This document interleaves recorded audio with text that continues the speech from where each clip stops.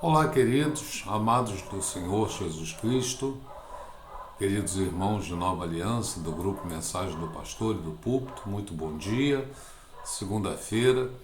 Quero desejar a todos um dia abençoado, um dia pleno, um dia cheio da presença do Senhor, um dia em que nós sabemos, Deus nos preparou para que nós vivêssemos esse dia com esperança, com fé, com alegria, não é? Eu queria fazer alguns comentários com os irmãos a respeito de entendimentos bíblicos, né?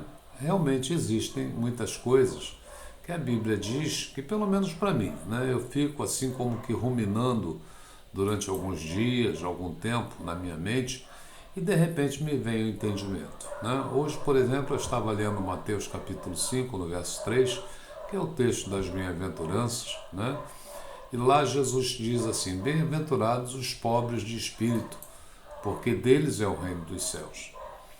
Você já se perguntou o que significa isso? Eu, por exemplo, já ouvi muitas pessoas dizerem: coitado, é um pobre de espírito, ou então outras pessoas dizendo assim: não liga não, essa pessoa é um pobre de espírito, né? E toda vez que isso aconteceu, foi com certeza assim para discriminar alguém agressivo, mal educado, sem princípios, né? Ou pode parecer que está se referindo a alguém que está até triste ou desanimado.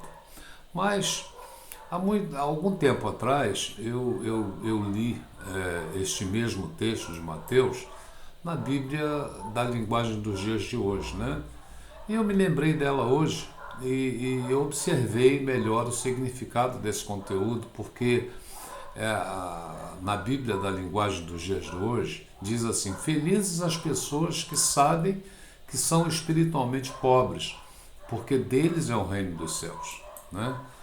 Eu pude ter assim um entendimento melhor. Eu não acredito, né, que Jesus quis dizer obrigatoriamente pobre nas coisas materiais, né? Se nós pensarmos, por exemplo, no texto de Paulo lá em 2 Coríntios 12, quando ele fala do espinho na carne, ou da mulher do fluxo de sangue, né, em Lucas 8, nós vamos ver que aquelas circunstâncias, né, elas podem até nos levar a conhecer melhor da nossa necessidade de Deus, né?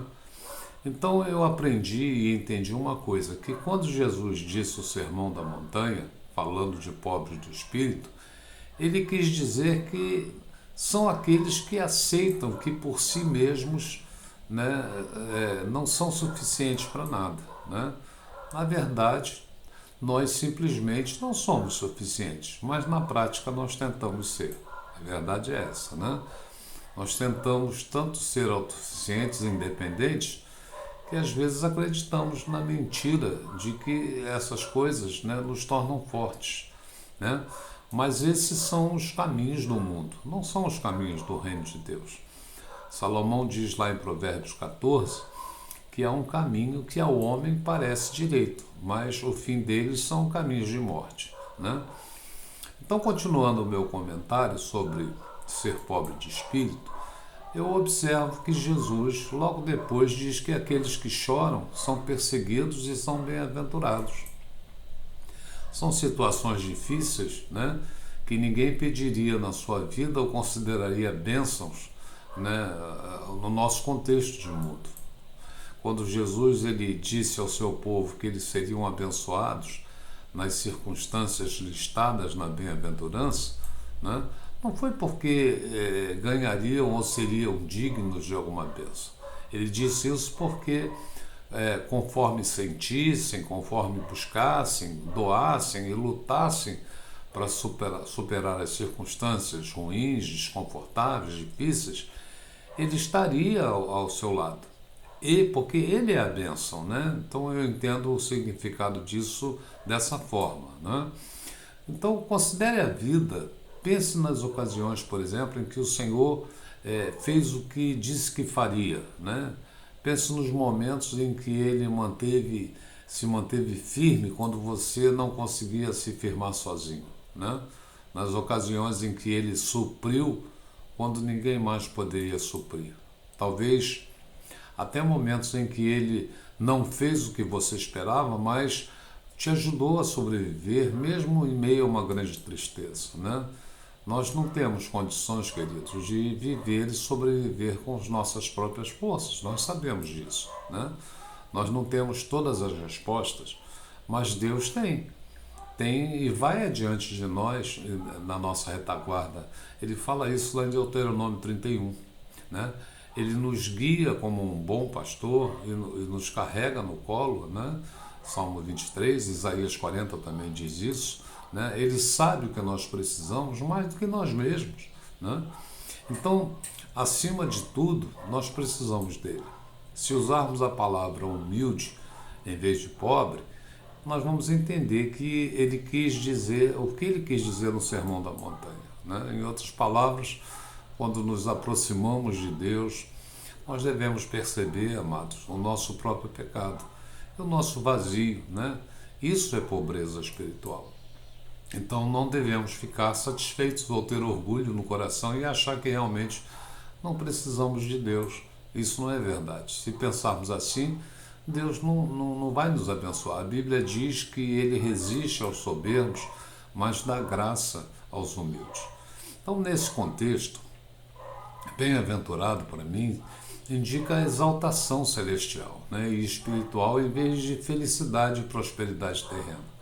É que nós temos o hábito, ou por natureza que nós temos arranhado, de enxergarmos os valores só no nível horizontal, no nível terreno, no nível material.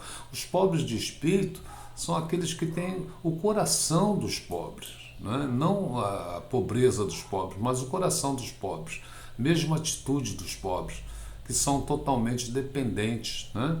E nós precisamos entender que nós somos dependentes de Deus, né? Várias cenas dos evangelhos dão uma boa imagem do tipo de pessoas que impressionaram Jesus, né? Por exemplo, a viúva que colocou a sua oferta, o dinheiro, os centadinhos que ela tinha, né? Aquele cobrador de impostos, né? Que era desonesto, mas ficou tão ansioso que subiu numa árvore para ter uma visão melhor de Jesus, né? Uma mulher, por exemplo, com uma série de 5 casamentos infelizes, que escutou a voz de Jesus, um mendigo cego, uma adúltera, um leproso. Então, queridos, eu quero dizer uma coisa: a boa aparência, o poder financeiro, o poder social, podem até trazer sucesso e bem-estar a uma pessoa numa sociedade como a nossa. Mas essas mesmas qualidades podem bloquear a entrada do reino dos céus. Então, tristeza, arrependimento, dependência de Deus, desejo de mudança, estas são as portas do reino de Deus. Bem-aventurados os pobres de espírito, disse Jesus. Como um pobre recorre a quem passa, né, para receber uma ajuda, né, para receber um auxílio, para mim, o pobre de espírito, né, sem ter a quem recorrer, pode recorrer a Jesus, o único que pode oferecer libertação, né, o suprimento daquilo que se deseja. Então Jesus realmente, quando ele proferiu essa palavra, ele acreditava que uma pessoa pobre de espírito, ou de luto, ou perseguida, ou faminta, ou sedenta de justiça, tem uma vantagem peculiar sobre o resto de nós, né? Talvez, muito provavelmente, a pessoa desesperada clame a Deus por ajuda, né? Se assim for, essa pessoa é verdadeiramente bem-aventurada, porque Deus a destaca, né? Ele destacaria os pobres para receber a atenção especial em detrimento de qualquer outro grupo, né? A humildade, a simplicidade, a dependência de Deus e um sentimento de abandono são qualidades muito valorizadas na vida espiritual. Então, são extremamente inatingíveis para aqueles que têm uma vida confortável, autossuficiente, né? Eu ontem na mensagem, na pregação, eu disse que nós, quando estamos bem, confortáveis, né, quando nós estamos supridos, nós nem lembramos de Deus. Nós só vamos lembrar de Deus quando nós estamos em apuros, né? Então pode haver outros caminhos para chegar a Deus, mas são difíceis, tão difíceis quanto fazer um camelo passar pelo buraco de uma agulha, né? Então, o pobre de espírito, na realidade, é que o caminho para o reino dos céus é saber que você não tem nada. Infelizmente, a maioria de nós não pensa dessa forma. Então, pelo contrário, nós achamos que temos algo e é isso que nos afasta, infelizmente, do reino dos céus. Todas aquelas coisas que pensamos que temos, né? Jesus ele nos pede para agir de uma maneira completamente diferente. Quando chegamos ao limite da nossa condição como ser humano, quando nós batemos contra o muro das nossas limitações e percebemos a dimensão da fragilidade humana, é quando nós passamos a entender realmente a nossa condição de que para o homem é impossível, mas para Deus tudo é possível, né? O que eu estou querendo transmitir ao teu coração nesta manhã, meu amado? Que aquilo que talvez pareça uma grande derrota para você não é um fracasso, não é perda, né? Total, nem desespero, muito pelo contrário, na linha que demarca os seus limites é quando o poder e a glória de Deus assume o controle, né? Então ali você chega ao monte sagrado, à casa de Deus, aos pés do Rei dos Reis, né? Quando você reconhece sua pobreza espiritual e passa então a partilhar ou a compartilhar do reino de Deus e da sua abundância. A pessoa que chegou ao final do túnel, que esgotou a sua capacidade de suportar e as suas habilidades, né, também chegam ao final, e que recorre a ele, o Senhor com certeza o receberá, né? E o poder do seu Espírito, da sua presença virá sobre a tua vida. Amém? Então eu quero desejar a você uma semana em que você reflita nesta palavra, em que você declare sua dependência do Senhor, clame ao Senhor e com certeza, né, o Espírito do Senhor ele irá te socorrer, irá trazer a você aquilo que ele prometeu, bem-aventurado, né, o pobre de espírito, o que se humilha, o que reconhece dependência, né?